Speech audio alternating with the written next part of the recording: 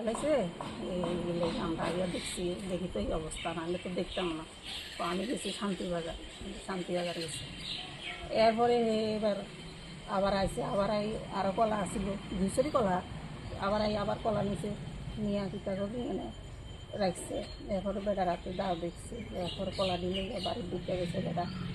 এরপরে বিশু যাইতেছে বাজারে, বিশু যাইতেছে আর গেটে পারে গেছে। ভদ্রলোকের হাতে দাও দেখেছেন, আর ওই ছেলেটার হাতেও নাকি একটা কিছু অস্ত্র টস্ত্র ছিল এরকম আমরা শুনতে পাই। এটা কি আপনি দেখেছেন না ছেলের? না, আমি ছেলের হাতে অস্ত্র দেখছি না, আমি কলা কাটছে যে এর বা পিতা আচ্ছা। যে এই দাদার হাতে দেখছি দাওটা কলা সরি মনে কাটতে আনছে যে দাওটা দেখছি।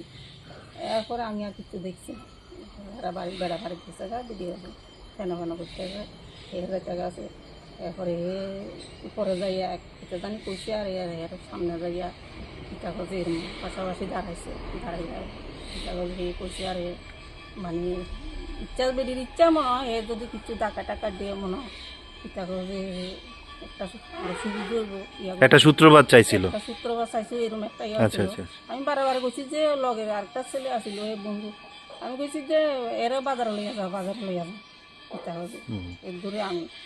তারপর রাত্রিবেলা আমি ঘরে আসছিলাম। এরপরে পিতা করছে ধুমধাম শব্দমনি কি হেরা ফিরে না হেরা ফিরে আমি তো আর এটা জানি না। এরপরে আমি বারইয়া এবার গেছি দেখি যে ওই তারা দরজার সামনে এনে দাঁড়াই এরা রাতে দেখছি কেউ রাতে কেউ রাতে দেখছি একটা শাবল দেখছি হাতে, বাঁশ দেখছি একটা। এরপরে মানে ভিতরে আর বাইরে ইয়া করে আর কি। তো এরপরে বাবু অনাথ দাস বেড়াইতেন মাঝখানে আমি গেছি না, আরও অনেক আছে অনাথ দাস এইভাবে ভিতরে ঢুকে বলে মাথা বাড়ি খাইছে বলে হত্যা গেছে। আমি তো আর দেখছি না, নান্দি বাঁচতেছে। এরপরে শুনছি এরপরে এর আগে দিয়ে আবার ওই বিশুরে বলে মাথা ফাটা গেলাইছে, উপরে কইতেছে যে বিশুর মাথা ফাটা গেছে।